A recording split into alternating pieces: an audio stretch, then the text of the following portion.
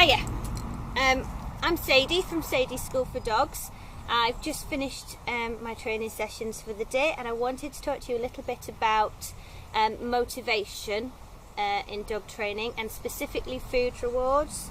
So all ethical, educated, experienced dog training and behaviour professionals and kind of knowledgeable dog owners will use food to shape and reinforce behaviour.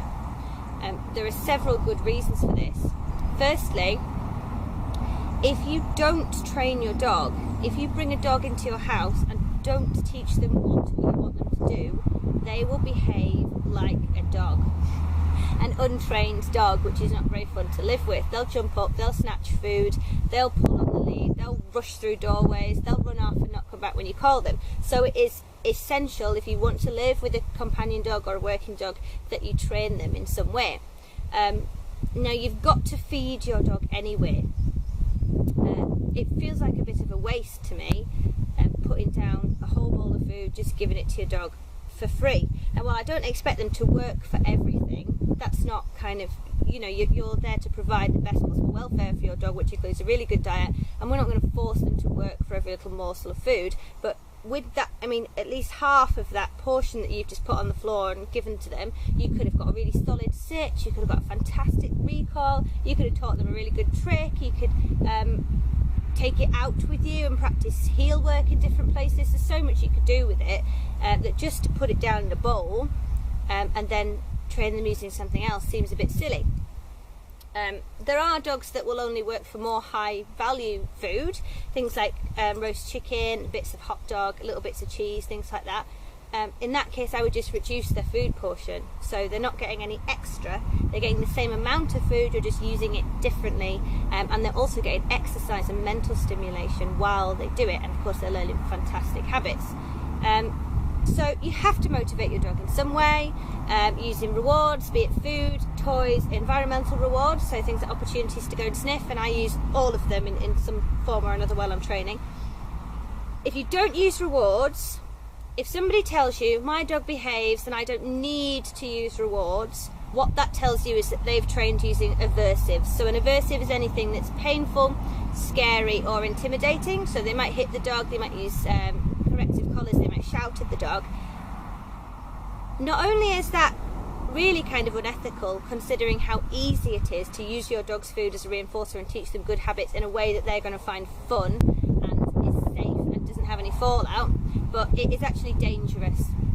If you train a dog through intimidation, and there's anecdotal evidence that shows this, and there's also a lot of scientific studies, independent, peer-reviewed, large sample size studies that prove this link. If you teach a dog through compulsive methods, you frighten, you hurt that dog, they are far more likely to become aggressive.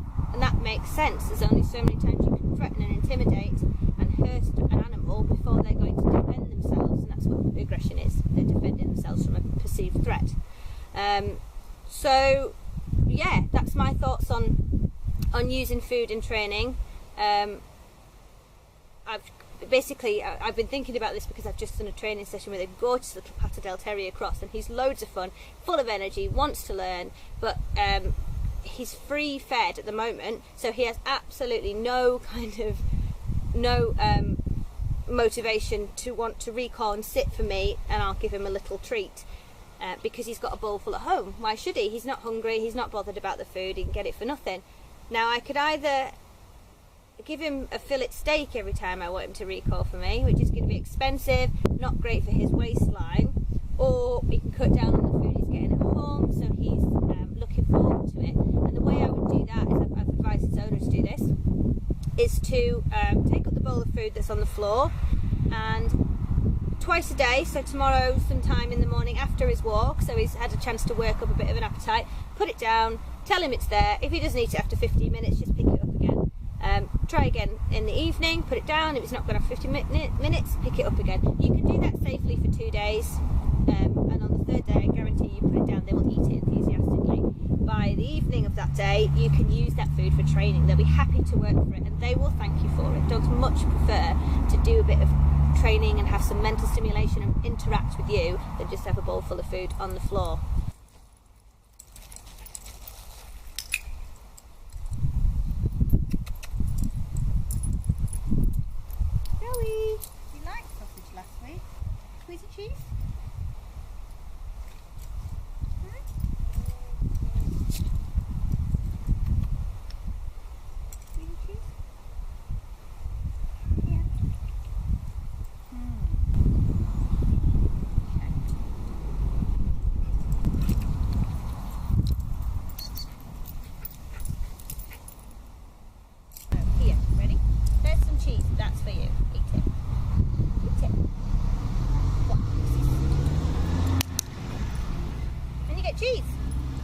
You don't want cheese?